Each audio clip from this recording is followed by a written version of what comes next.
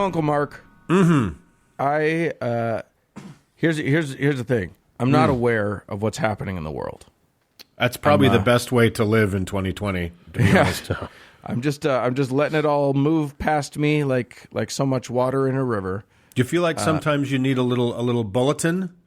Every now and then, you know, it doesn't hurt to just sort of dip your toe back into the water of the news and see what nibbles at you. And remember why you turned it off in the first place? Yes, exactly. Indeed. Well, Doug, do you have something to report on religion today for us? Well, I do, as a matter of fact. And, you know how once you become aware of the existence of a thing, you start to see it everywhere? Like, for example, when I bought my Chartreuse Hummer a few years ago, all of a sudden I started seeing them everywhere. Yeah, they're everywhere. So such is the case with religious hypocrisy, divinely inspired boneheadedness, and credulous panic buying of whatever the local snake oil salesperson is peddling. Often these stories are mere blips on the radar and certainly wouldn't merit 20 minutes of our time or our listeners' time. However, if one simply keeps a bucket to toss them into, before long there's enough slop to toss into the trough. Such is the case with 3 stories that occurred in the past several weeks, which I will now recap in our new segment, Heretics in the News. First up, we have one. Those were real sound effects Cody made. Those were not me and Dan being morons.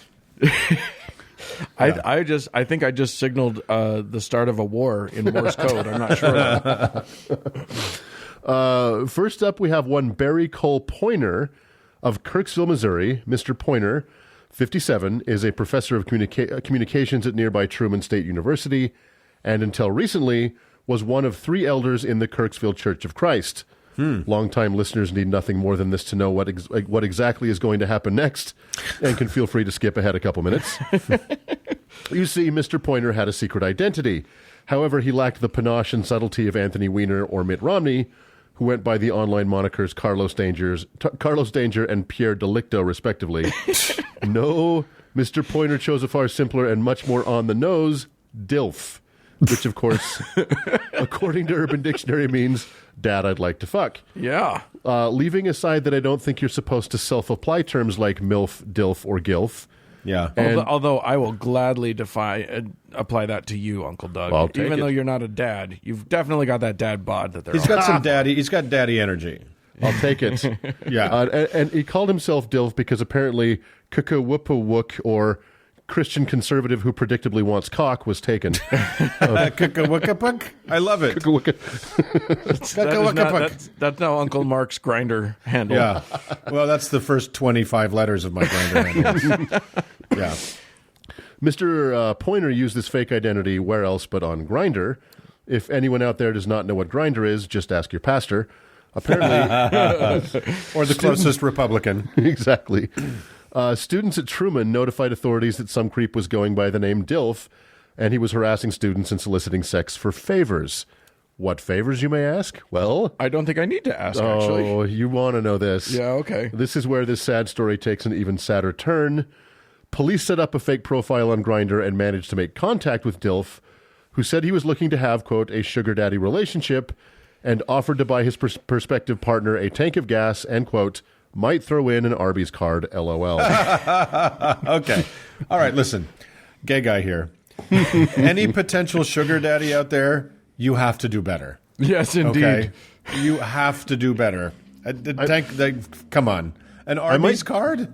Yeah, exactly. Yeah. I might disagree just a little bit because Arby's motto, of course, is we have the meats. That's right. So this may not have been as pathetic as it sounds. Also, it bears... No, it very much is. It very much is as pathetic as it... Well, let's be fair. It bears reminding that using Subway cards as currency for potentially underage sex has lost a bit of its luster lately. Yeah.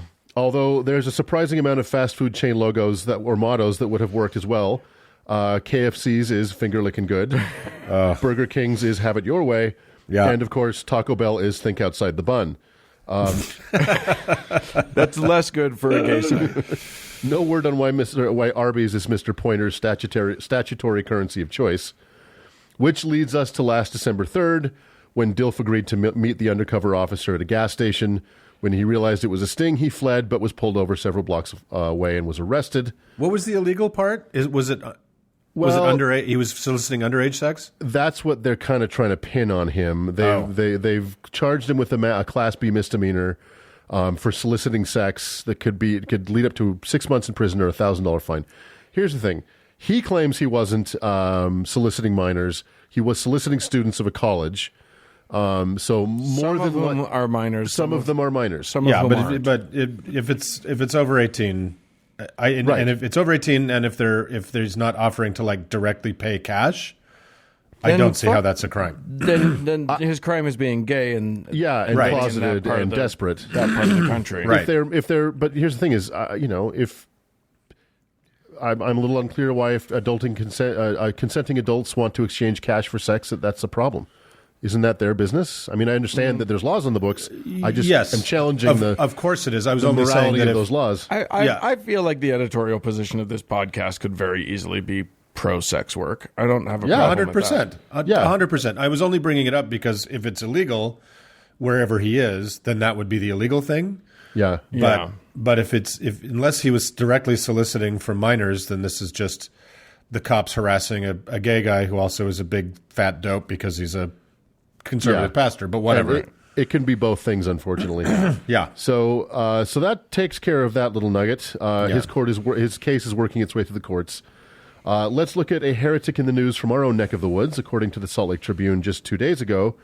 Sorry, hang on. Maybe his crime was that he used the moniker DILF, because that feels like maybe that's worth arresting him. It's a crime against English, but of course this is Missouri. There you go. Sorry, Missouri listeners. So just a couple days ago in the Salt Lake Tribune, it was reported that a woman named Tamu Smith, who is half of the duo who call themselves Sisters in Zion. They are two progressive black Mormon women pushing for reform from inside the wire. Mm-hmm. Progressive black Mormon women. I think literally you just exploded the language by trying to squeeze those words together. That's a lot of matter, antimatter, but let's see where it leads. To be fair, that's how they refer to themselves on Twitter. Right. One of these women, Tamu, snapped a photo of the print version of the 2020, quote, Come Follow Me for Individuals and Families manual. Now, this manual is meant to be source material for parents and spiritual leaders in the Mormon Church to answer questions about church doctrine and practices. In the photo is a question that reads, quote, What is the curse that came upon the Lamanites? The answer in the manual is, quote, the dark skin that was placed upon the Lamanites so that they could be distinguished from the Nephites and to keep the two peoples from mixing. The dark skin was a sign of the curse. The curse was the withdrawal of the Spirit of the Lord. Yeah. That was in the 2020 Family and Ecclesiastical Manual from the Mormon Church. Now, here's the thing. That was 100% for the bulk of history, of Mormon history. That was 100% the canonical thinking of what that was. And it is kind of Mormon over still 60. Is. Like the 1978 thing didn't make that go away. Right. No, what made it go away was much more recent. It was like 3 or 5 years ago. Yeah. Well, 2018 was the 40th anniversary of the manifesto that supposedly, made black people less icky. Right. But they've put a ton of money and of their significant budget into marketing away this black thing. So the church managed to literally whitewash this passage out of its online version of the manual, but it somehow made it into the printed manual that has already been distributed to ward houses around the world. Yeah. When racism is in your DNA, like, say, the color of your skin, it's going to manifest itself no matter how hard you try to pretend it's not there. Yeah. So... Yeah, I mean, they literally backed off of all of those old racist stuff. Hard. But not actually out loud to their members. They did it in an essay that they put out sort of back when Mitt Romney was running for president and they needed to put their best foot forward. They started to write all these essays and put them on their website so that they could that tackled the spookiest parts of their religion. Right. And in that essay they were like, "Oh no, we don't believe any of that shit anymore. That's silly. Don't be ridiculous." Exactly. But they also totally backpaged those essays, right? Like they weren't. Yeah. Oh yeah. There was no fanfare. It was literally just a place where they could point any sort of snoopy reporter who wanted to go after them. We have an essay about that. No. Look, it's on our own website. And all the members are like, we have an essay about that? Yeah, literally. No, I literally had to tell my father-in-law that existed, who still was very excited about all the racist stuff. And I was like, no, look at this. And he was like, that's not real. I'm pretty sure. And I was like, well, it's on their website. So he was very excited about it. With a boyish wonder, he got out of bed every morning excited about the racism. Yeah. Oh, fuck. Okay, well, that brings us to my final story of Heretics in the News, Gwyneth Paltrow. Good. Oh boy. Moving on. Yay. Yeah. As we've covered back in episode 43, Gwyneth has, in very large air quotes, a health and wellness brand called Goop. This brand exists... we technically could be sued ourselves for just saying it's a health and wellness brand. Right. Yeah, frankly. Yeah. So it's not, lawyers. This brand exists exclusively to prove how easy it is to separate white women from their Chardonnay money. Right. On the wellness section of Goop, as of this morning, one can purchase an amethyst crystal-infused water bottle for $84, a Vesper vibrator necklace for $149. That is a vibrator worn on a necklace for the woman on the go. And the V-Fit How long is the chain on that necklace? Not long enough. Yeah. I checked. A Vesper vibrator necklace for $149. Oh, yeah, I hit that one. Sorry.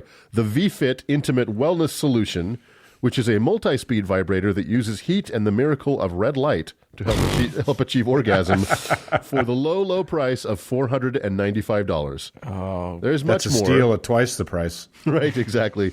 Red light? Come on. But for the true prize that was in the news this last week, one needed to be Megan on the spot in order to purchase a $70 candle, and I am not making this up, called "This Candle Smells Like My Vagina." Yep. And as if to prove the need for this podcast to exist, the candle sold out in minutes. So, according to Paltrow, they were working on candle scents with her team when one concoction reminded everyone of the smell of a vagina. So they decided to run with it. They created a smell that, quote, evolved into a funny, gorgeous, sexy, and beautifully unexpected scent. I bet it fucking did. Beautifully unexpected. Right. Now, what does Gwyneth Paltrow's vagina smell like, according to Gwyneth Paltrow? Well, a blend of geranium, citrusy bergamot, and cedar absolutes juxtaposed with damask rose and ambrette seed. Okay. Bullshit. Oh, fuck you. Let me tell you something. I don't have Wilt Chamberlain levels of experience with women, but I've had a few. I've got some experience with women. Yeah. No. I mean, I'm not trying to shit on anybody's vagina. I'm not trying to orifice shame, but it ain't that. But whatever it is, there's no bergamot involved. I am not arguing. Look, I'm not arguing from a place of any kind of privilege here. No part of my body smells even acceptable, but no part of my body smells like a geranium or sandalwood. Like, right. if you want this vagina candle, I can save you $75. Come over to my house. I'll fry up some scallops, and we'll have something to eat. You know what I mean? Right, exactly. Okay, so this all comes in the wake of an alarmingly weird Christmas commercial last December, which featured Gwyneth slurping martinis and strolling around her starkly decorated house like Melania Trump inspecting Slovenian blood cones, before pulling a vibrator out of her stocking and heading off to rub one out of her pine and coriander stem stinking twat. So, and it's coming out before a Netflix series premiere this Friday of a show called The Goop Lab, which promises a look inside the Willy Wonka's factory of overpriced vibrating plastic status symbols. We will no doubt revisit this subject when the series premieres. I'm going to push back on you on something. I'm on Goop right now, and I found at least one that's not plastic. It is fucking gold, so take that. Wow. The exception that proves the rule. That's right. For $3,500, you can have a gold dildo. How about that? Jesus, for $3,500. Wow. Fuck.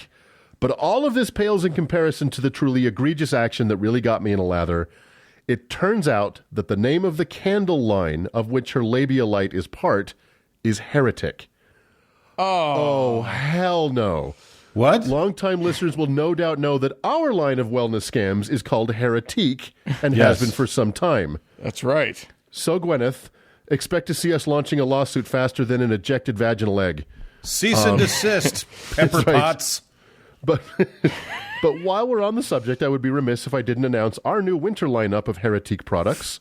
For example, the Phlegm of the Month Club, where Uncle Mark will send you 1 jar of artisanal phlegm a month generated during the recording of this show. This one-of-a-kind phlegm can be used in teas, on toast, or as industrial lubricant.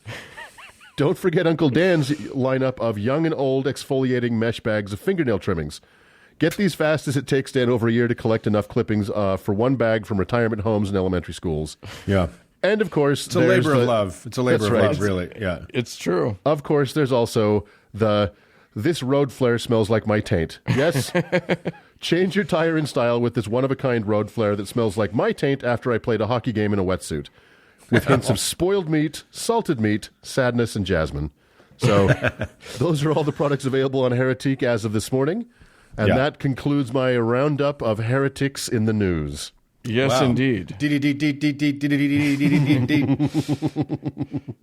Well, that was all exciting stuff, and it kind of hit all the senses. We really covered all 14 of them. Hit them in a way that nobody expected nor wanted. Definitely neither. So, well, thanks, Doug. That's it's great to get caught up once in a while. Let's never do that again. Let's move along.